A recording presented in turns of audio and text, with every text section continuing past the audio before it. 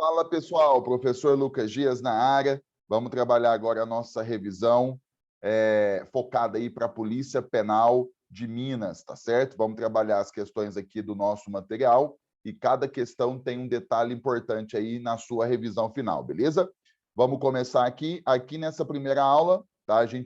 Eu vou quebrar essa nossa lista em algumas aulas, também para não ficar aulas muito gigantes. Belezinha? Mas vamos lá, vamos trabalhar uma quantidade de questões agora, as nossas primeiras questões aqui da nossa lista. Deixa eu só ver aqui o pincel, pronto. Vamos lá, a primeira questão vai falar o seguinte: considere os conjuntos numéricos A, B e C. Assim, pela teoria de conjuntos, é correto afirmar que... Aí a banca quer que a gente trabalhe isso aqui, ó. Primeiramente, A inter B, união C é representado pelo conjunto. Primeiramente, eu acho pouco provável que caia uma questão sobre essa parte da matéria de conjuntos, tá? Tem alguns assuntos que são mais importantes e que são mais cobrados pelas bancas em geral e também pela banca Selecom, tá certo? Então, vamos lá, mas é importante revisar, vai que cai na prova, não é isso? Então, vamos ver aqui, ó. Primeiramente, nós vamos fazer o que está dentro do parênteses. Então, eu tenho aqui, ó, A inter B. Nesse caso, para recordar, nós temos que trabalhar a intersecção, ou seja, o que o conjunto A e B tem em comum, tá certo? Então, vai ser o seguinte, eu vou projetar aqui, ó, eu tenho o conjunto A com 3 elementos, 1, 2, 3, e eu tenho o conjunto B, tá vendo aqui, ó, inter, com 4 elementos. Então, nós temos aqui, ó, 2, 3, 4 e 5. Então, quando a gente faz a nossa análise, o que A e B têm em comum? Vai ser o seguinte, por exemplo, o 1 não, o 2 é comum, o 3 também é comum, tá certo? Então, quando a gente faz A inter B, né, no caso, a gente acaba encontrando esse conjunto aí com 2 elementos, 2 e 3. Só que nós temos que pegar esse conjunto que nós encontramos, certo? Com 2 elementos, e nós temos que uni-lo, união, com o conjunto C, que no caso tem 3 elementos, 4, 5 e 6. Então, quando você tem esse símbolo aqui, ó, nós temos uma intersecção, certo? Intersecção, que é o que os dois conjuntos têm em comum. Quando você tem esse símbolo aqui, nós temos uma união, ou seja, nós vamos unir o primeiro conjunto com o outro conjunto, formando um único conjunto. Dentro desse conjunto que nós vamos formar, a gente coloca todos os elementos, né? Por exemplo, 2, 3, então vou colocar aqui, ó, 2, 3, aí nós temos 4, 5 e 6, beleza? Pronto. Conjunto final, pedido, tá? A alternativa correta, letra D. Caso tivesse algum elemento repetido, você coloca apenas uma vez. Cuidado com isso, tá certo? Então, questão 1 aí, super tranquila, tá? Só para recordar esses primeiros detalhes mesmo. Vamos pegar aqui a questão de número 2. Dados os conjuntos numéricos, nós temos aqui, ó, A, B e C. O problema está pedindo aqui, ó, A menos B inter C.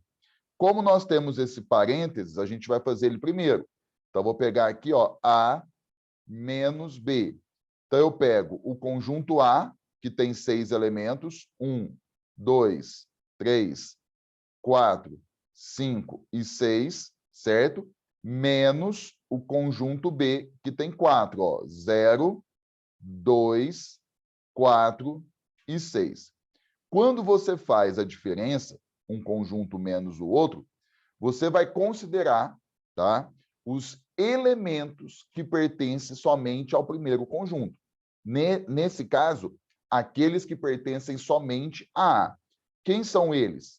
Por exemplo, nós temos o 1, ó, o 2 pertence aos dois conjuntos, nós temos o 3, então eu venho aqui, ó, nós temos o 3, o 4 pertence aos dois, e nós temos o 5.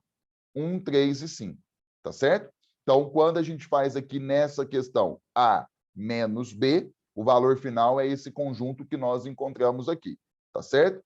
Aí nós vamos pegar esse conjunto que nós encontramos, deixa eu colocar ele aqui, ó, 1, 3 e 5, e nós vamos fazer a intersecção com o conjunto C, que é esse aqui, ó, 1, 3, 5, 7 e 9. Aí você já recordou. Quando a gente faz a intersecção, a gente vai considerar aqueles elementos que são comuns. No caso aqui, 1, 3 e 5. Então, eu venho aqui, ó, 1, 3 e 5. Percebeu? Pronto. Então, está aqui. O valor final é o conjunto final. Nesse caso, letra A. Beleza? Maravilha. Fizemos aí, então, a nossa segunda questão. Vamos para a terceira. A terceira muda um pouco o foco. Vamos recordar aqui o seguinte, primeiramente, que nós vamos utilizar. Tem um tópico aqui chamado de relação de pertinência, certo? Então, aqui, ó, relação de pertinência é o que nós vamos trabalhar primeiramente. A questão é, quando é que você usa relação de pertinência? Quando você relaciona um elemento com um conjunto, certo? Aí você vai usar pertence ou não pertence, certo? Então, esse conceito nós vamos utilizar nessa questão aqui. Então, vamos lá. Por exemplo, o problema fornece o conjunto A e o conjunto B, tá certo? Se você pegar aqui, ó, os itens 1 e 2, ele está falando justamente do conjunto A. Vou te dar uma dica para você não errar esse tipo de questão. O conjunto A, vou projetar ela aqui, nós temos esses elementos aqui, ó, 0, 1, o 1 com chaves, certo? O 2 e o 3. Se você vai identificar os seus elementos, então eu vou colocar aqui, ó, quem são os seus elementos? Nós temos o 0, o 1, nós temos, ó, o 1 com chaves, eu vou pegar todo mundo que está dentro do conjunto A. Nós temos o 2 e nós temos o 3.